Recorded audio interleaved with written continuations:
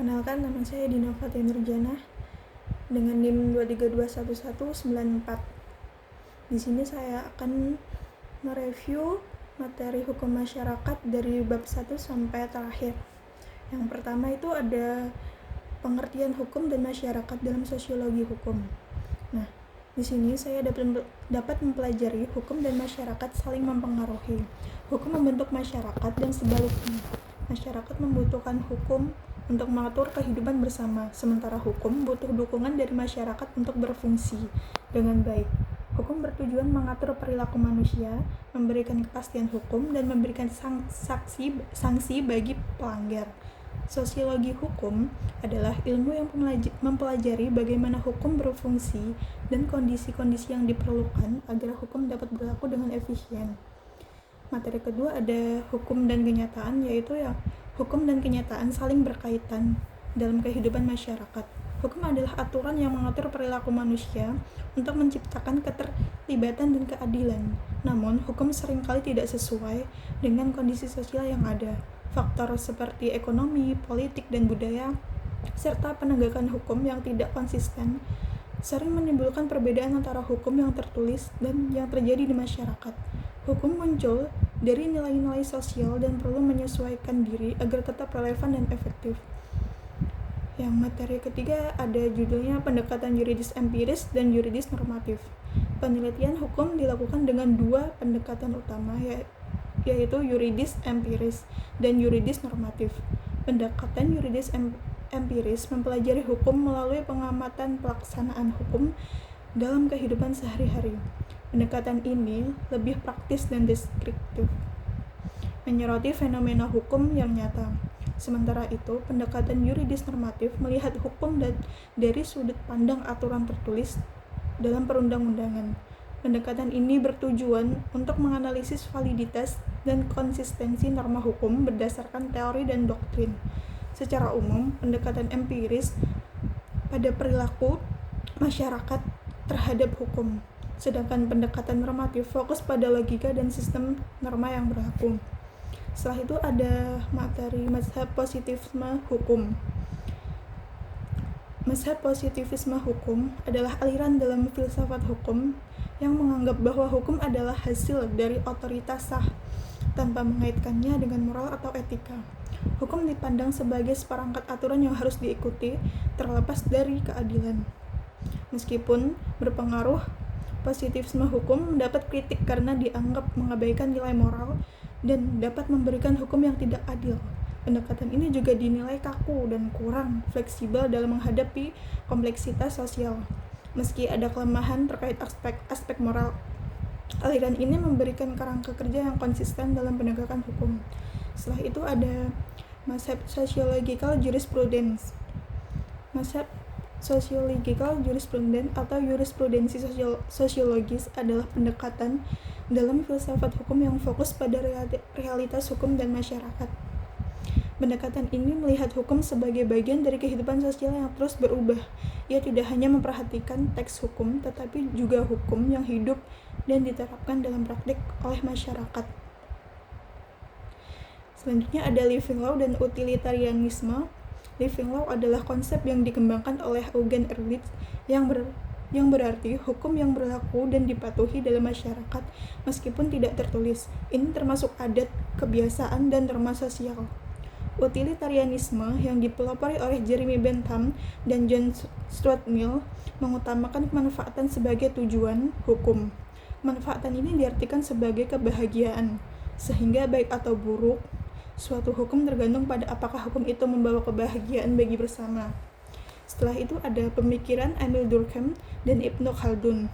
Pemikiran Emil Durkheim menyoroti pentingnya keteraturan sosial yang muncul dari fakta sosial, kesadaran kolektif, dan solidaritas. Yang membedakan solidaritas menjadi dua jenis, yaitu mekanik dan organik, serta memperkenalkan konsep anomi. Sementara itu, pemikiran Ibnu Khaldun berfokus pada konsep asabiyah atau solidaritas kelompok yang dianggap sebagai kunci bagi kemajuan dan kemunduran suatu peradaban. Asabiyah dapat bersifat positif seperti persatuan atau negatif seperti fanatisme.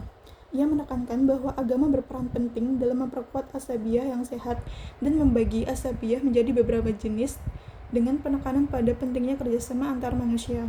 Setelah itu ada pemikiran Max Weber dan Hart. Pemikiran Max Weber melihat hukum sebagai bagian penting dari struktur sosial yang mendukung kekuasaan. Ia menekankan otoritas legal rasional dalam masyarakat modern, tetapi juga memperingatkan bahwa rasionalitas hukum yang terlalu tinggi bisa mengabaikan nilai kemanusiaan.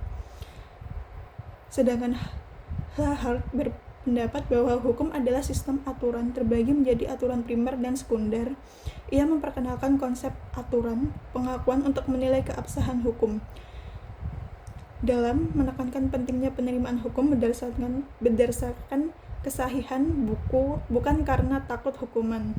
Setelah itu ada materi efektivitas hukum, yaitu keadaan di mana hukum ditaati oleh masyarakat dan pemerintah. Untuk mengukurnya, kita perlu melihat tidak hanya norma tertulis, tetapi juga norma hukum yang tidak tertulis yang ada di masyarakat. Ada 4 faktor utama yang mempengaruhi efektivitas hukum. Pertama, kualitas hukum yang adil dan konsisten. Kedua, integritas dan profesionalisme penegak hukum. Yang ketiga, ketersediaan fasilitas pendukung yang memadai. Dan keempat, kesadaran dan budaya hukum masyarakat yang mendukung kepatuhan tanpa paksaan. Setelah itu ada hukum dan kontrol sosial. Hukum berperan sebagai sarana pengendali sosial yang bertujuan mengatur tingkah laku masyarakat demi tercapainya ketertiban dan keadilan. Selain memberikan sanksi, hukum juga beroperasi dengan cara preventif dan represif. Setelah itu ada legal pluralisme atau pluralisme hukum. Pluralisme hukum adalah konsep yang mengakui adanya beberapa sistem hukum dalam masyarakat, seperti hukum negara, hukum adat, dan hukum agama. Konsep ini muncul karena pendekatan hukum yang sentralistik sering memaksakan satu sistem hukum pada masyarakat yang beragam. Setelah itu ada hukum progresif. Hukum progresif adalah ide dari Sedjipto Raharjo yang menekankan pentingnya keadilan, kesejahteraan, dan martabat manusia dalam hukum. Bukan hanya aturan formal, hukum ini meminta perubahan radikal dan mengganti aturan yang tidak relevan. Pendekatan ini bersifat holistik, melihat hukum sebagai bagian dari sistem sosial yang terhubung. Setelah itu ada materi Social Legal Studies yang menyatukan hukum dan ilmu sosial untuk memahami hukum dan kehidupan masyarakat. Pendekatan ini menyoroti keragaman sistem hukum, perbedaan antara aturan dan praktiknya. Setelah itu ada pendekatan sosiologis dalam studi hukum Islam. Pendekatan sosiologis melihat hukum Islam sebagai bagian dari kehidupan sosial yang terus berubah. Hukum tidak hanya berasal dari wahyu, tetapi juga dipengaruhi oleh budaya dan kondisi masyarakat. Dengan pendekatan ini, hukum Islam dapat berkembang secara fleksibel melalui proses ijtihad. Yang terakhir, pembelajaran dari mata kuliah hukum dan masyarakat. Dari pembelajaran pada mata kuliah hukum dan masyarakat, saya memperoleh pemahaman bahwa hukum sangat berkaitan dengan konteks sosial tempat hukum tersebut diterapkan.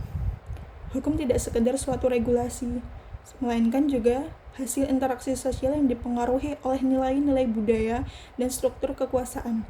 Saya mempelajari bahwa hukum berfungsi sebagai sarana untuk mengatur perilaku serta menciptakan keadilan sosial dan perubahan yang bersifat positif.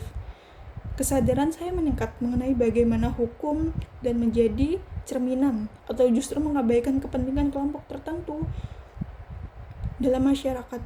Selain itu, saya juga menyadari pentingnya memiliki sistem hukum yang responsif, inklusif, dan adil. Dengan demikian, mata kuliah ini telah memperluas sudut pandang saya dan memberikan cara berpikir kritis terhadap isu-isu hukum dalam kehidupan sehari-hari.